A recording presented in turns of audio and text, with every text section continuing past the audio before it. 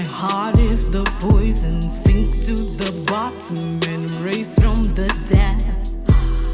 They say watch who you summon, fresh off the coffin, remember my name. She sings my name, my name. I know, cause I've been there, She sings my name, I know, cause I've been there,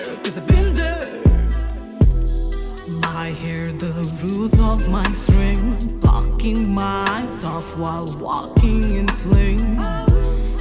Yeah, no can be tamed, stroking your throat like a fucking serpent. She sings my name, I know, cause I've been there, She sings my name, I know, cause I've been there, Tied up in chains, watch you in pain, Jimi Hendrix replay. No, yeah, body in flames, dripping the juice, keep on casting my name. They're trying to catch me. It's like shots in the rain, harvesting souls, drink from the fountain now. Yeah, and I pray for us all, for the riches and the golden and the holy fucking grace. She sings my name, I know, cause I've been there, She sings my name, I know, cause I've been there, She sings my name, I know, cause I've been there, She sings my name, I know, cause I've been there, cause I've been there, cause I've been there, cause I've been there, cause I've been there.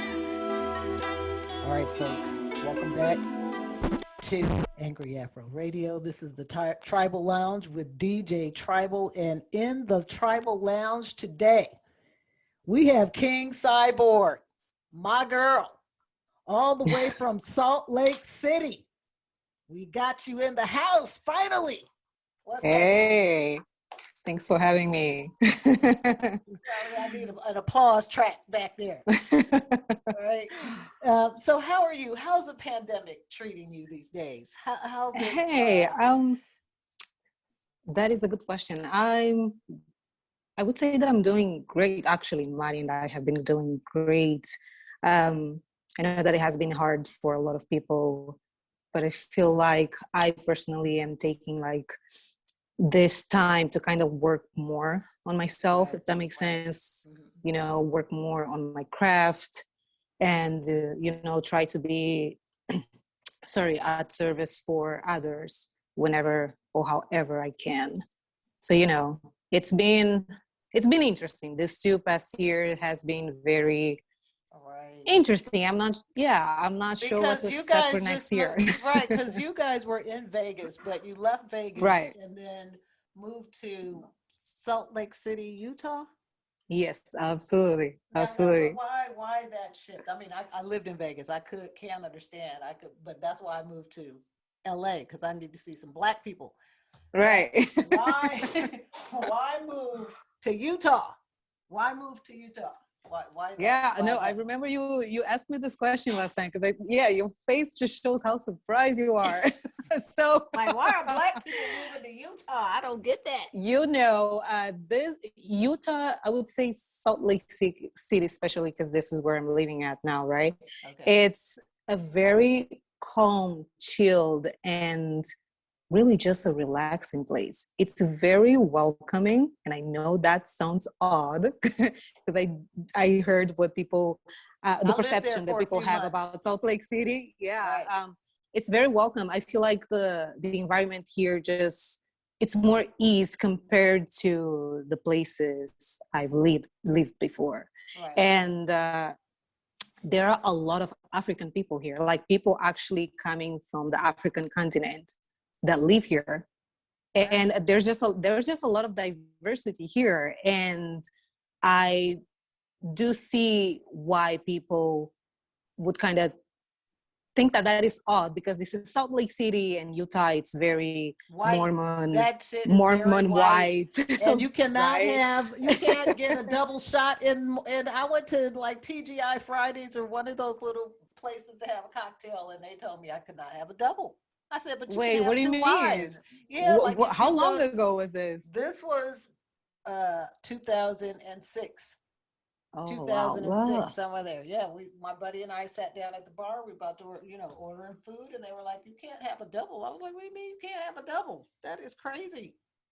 But you Oh can have wow. two Well, wives. But you can have two wives.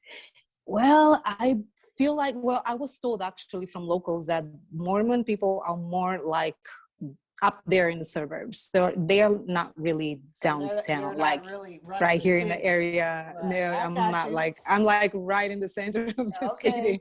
So so that might be why I don't really see like right. a lot of So difference. so Yeah. how's the LGBT scene in Salt Lake City? It's calm. It's definitely different from, let's say, the Bay Area, Mm, because I feel like the LGBTQ community there, it's more active. Um, you know, they try to put more events out there and all of that. So here, I think people are a little bit more reserved to themselves because, again, this is a very Mormon, it's focused Mormon place, County, and the whole state. It's yeah, Mormon yeah. state, And right? people are still like coming out, people are still like afraid of actually putting themselves out there because Right, of the judgment and all of that. So I right, feel like the community here is a little bit more preserved or right. reserved. But yeah, people are out there. The community is actually here. Yeah. Now, people really, because I think you just did you become a citizen or you moved here because you had to escape uh, Angola where you were, right? So, Right.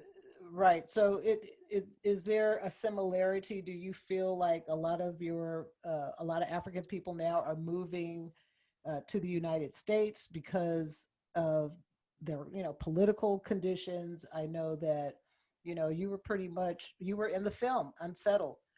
Can you tell people a little bit about that journey and how you got to the United States? Sure. That was definitely a very turmoil, a very difficult journey. Hmm. Uh, because first my wife and I tried to seek asylum in South Africa, which it didn't work there. So we had to go back to our country, Angola, and really just try our ways to kind of leave that place and come to the United States. So we came here as students, and with that process, that's when we took the Right, opportunity to apply for asylum because we wanted right. to do like everything right, and to do everything legally, if that makes sense. Absolutely. But it took us years just to get an interview and just to get like the approval, and that was like a long process of you like not knowing what's going to happen next day, like are we going to get approved, do we have to go back to our country, because Right. going back to our country wasn't even an option. So it was really a hard journey, but And you it couldn't was go worth back it. to Angola because are they putting LGBTQ folks in prison? In What's the prison, situation? they put in prison, but let me tell you how my country works.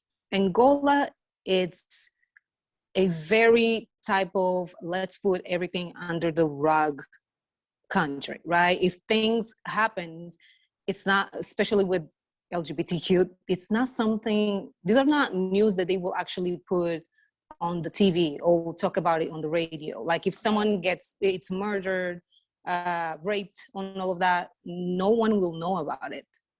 It's something that they actually hide, like gay people going to jail. It's not Right. something that will be public.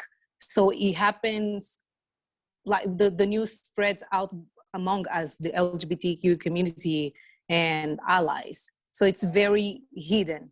Right. For example, like we had people coming to our house and try to burn us inside our house, but this is not something that we could count on the on the police, right? Right. Because look, we They're had a part of the neighbor. problem.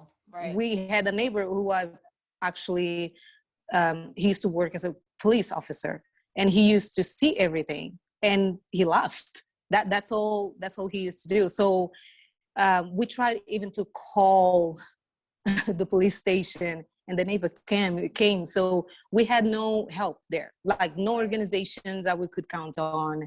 So Angola is really, it still has a lot to work on. Like Right. recently they did pass the law of like against discrimination against LGBTQ, but that does not mean that we are all safe, because still Right.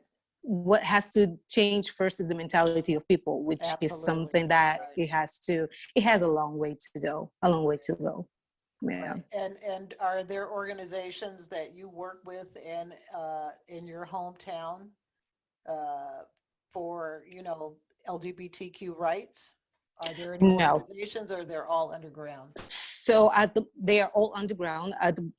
Like, but that time there are actually no organizations at all for Wow. LGBT. There is one that was created um, just now by a friend of mine, and he's really trying, basically putting his life at risk Right. to try and protest and all of that, put the word out there. So it's very concerning, because anything can happen to him, because he's really exposing himself Right. just to help the community and try to educate people. Right. So at that time we had no ways to actually be a part of an organization, because there was not such thing. And how did you come into contact? How did you connect with the African Human Rights organization that Melanie Nathan runs? Got it. So with Melanie, how I met her is we were at the phase where we were really in this desperation while in Angola. Well, where I just started looking for organizations, not just in the United States, but Europe, anywhere that had like LGBT community and that people were actually able to be free.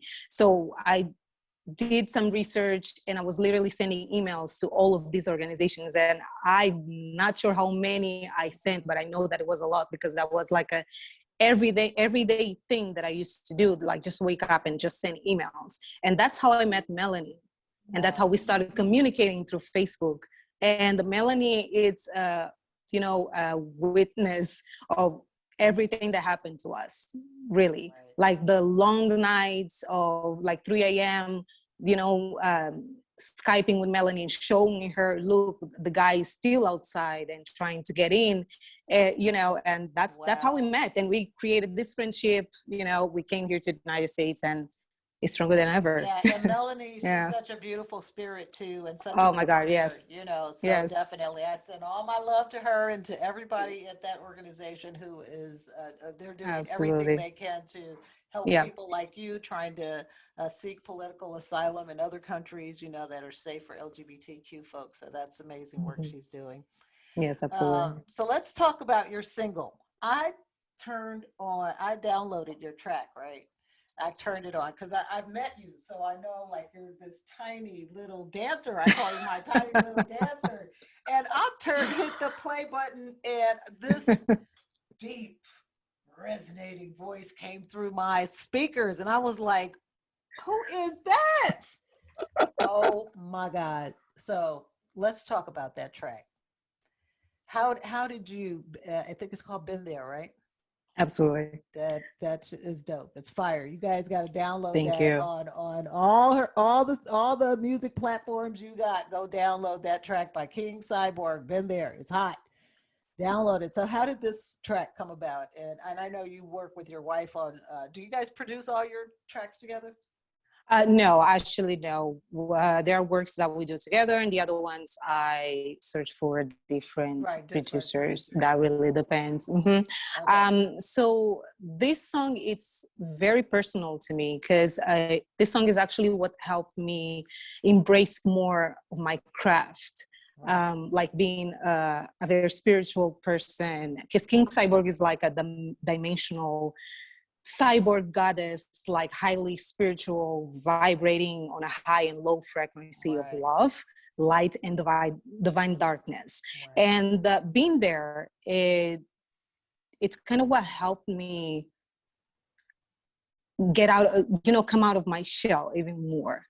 Like just embrace who I am as a woman, as a non-binary, as a Black person, as this goddess, as this herbalist, and I feel like no, I actually got a lot of feedback from people who said that when they heard the song, it was kind of, if consumed them, and it just helped them, like, I don't know, like kind of move in certain ways, and just felt inspired, especially women. I got the feedback that they, it resonates to them, because women are very oppressed in this society. It's not like the norm, let's say like that, for a woman to have like the audacity of dress a certain way, speak a certain way, act a certain way. Women are supposed to be this soft flower all the time, and we cannot dare to put our foot down and, take certain positions in the society and all of that. And being there is just like a way of me speaking to people, to myself and to people, to, embrace yourself, embrace every little bit of yourself, the dark side, the bright side, that what makes you, so yeah. That's amazing. Now, is that that kind of segues into, I've read a lot on your website about shadow work, right? Because do you kind of channel some of that shadow work into your music?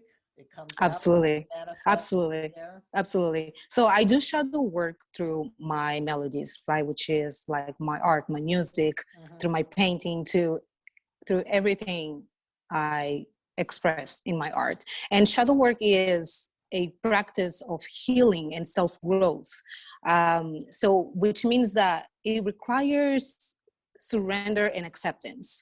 Instead of attacking everything that you don't want to think, feel, or address it, it requires that you sort of like deep dive into your traumas and pain. And what I say, and I'm sorry, I'm not sure if I can use this language, what I say is, instead of oppressing those feelings and those traumas, you need to, because you are presented with two options, right? Either you keep running away from your demons, or you actually embrace it and make them your bitch. That's what I'm doing right now. Yeah, exactly. You can own it, right? Because absolutely. We're not perfect creatures. Oh, no, we're not. Yeah, exactly. We're flawed perfections of the human species. So yeah, that's a beautiful thing. Now, you are going to be performing for us for Women's Freedom Festival, which I'm very excited about. But I noticed that you're also a dancer, right? So are you, like, when you're done with the pandemic, do you plan on touring or adding dancing to your repertoire of when you perform for folks? What's the plan for the future? Where do you see yourself in the next 5 years or so? Yeah, definitely. I do plan on touring. I do have some shows online, but we are not really sure if that's going to come out or not, just because of the pandemic. There's a lot of uncertainty right now. But in dance, dance has always been integrated and involved in my art. And I used to be a part also of a dance group in my country. And my family, it's very, focused, or it embraces a lot of the arts, like dancing, singing, anything. So it was never foreign for me to implement dance in everything that I do. So dance will be in every type of art that I do. My music will have dance. And you paint? And I do paint. Right. Well, I would call scribbling, but it's my art. It's art, right? So yes, my art like examines good and evil through a series of spare, like cryptic parables. So my art is like my diary. It's like sacred and very personal to me. It's intimate. It's Right. my temple. It's like a profound letter to me. And most of my art is very like gloomy and sad, let's say like that, but it does not mean that I'm not happy. Right. So when you see me dancing through my song, it's I'm either like releasing traumas, pain, right? Or I'm like embracing my body, my inner and out, if that makes sense what I'm saying. So dance will always be incorporated in everything that I do. And I wish that I had like the financial, let's say, opportunity to release more videos, because there's like, I write songs, and as soon as I create a song, I already have like dance implemented in it. And my wish is really just to show this to everyone. Right. Yeah. Right. Right. We got to get you signed on the label or something so that you can, and this is the beautiful thing about what the L Project does, because we love to promote emerging artists, right? So we've been doing this for about 5 years. So we look forward to having you on the show. I want you to tell everybody where they can find King Cyborg Absolutely. and download your music. Absolutely. You guys can find me on Instagram. It's King Cyborg or KNGCYBRG. That's my handle. And my song being there, it's on every musical platform, mainly on Spotify. You can also find my visuals on YouTube. And I'm actually releasing a new song very soon, so please stay tuned. Yeah, Yeah. I can't wait. I can't wait. Absolutely. How did you come up with the name King Cyborg? I love that. Right. So King Cyborg, it's a very funny story. So I have a little bit of scoliosis, right? A little bit of scoliosis, like problems in my spine and all of that. And my bones tend to crack a lot. So what I used to tell my parents and my wife is that, hey, I'm actually a robot. Maybe I need some lubricated to resolve this issue. Right. So, King Cyborg came from that. That's where the name actually spiraled from. But throughout my journey and my self-discovery and all of that, I found that actually this name didn't come like just randomly. It has everything to do with me, like being like this dimensional, like goddess, very spiritual. But again, I'm very into cybernetic stuff, like science. I'm also into that. And my music, the genre of my music, it's trip hop, it's vanguard, it's like a source of experimental. I'm doing like experiments with my art. So that is like where King Cyborg comes from. And, really also the current we live in, which is very technological. Right, if you exactly. see, like, maybe tomorrow we are going to start, just become fully robots. You are literally bridging art and technology together. Yes, right? yes, Exactly. yes. So my art is very, very in the midst of technology, like my songs, and I can't wait to show you guys what's coming out there. Right out. So look, you guys, go download her music on every platform, especially Spotify. Okay, King Cyborg. Check her website out, kingcyborg.com. She's on Instagram, Twitter, TikTok. I know you on TikTok, right? All those places. You guys check her out. And then if you guys, I know you need to get tickets because you got to see King Cyborg. So you guys check out thelproject.org for your tickets. They're only $15 and it's a donation tax deductible. Okay. So you guys get your tickets. Look, that's all the time we have. This is DJ Tribal in the Tribal Lounge, baby, with King Cyber. I called you King Cyber, King Cyborg. There you go. King Cyborg, baby.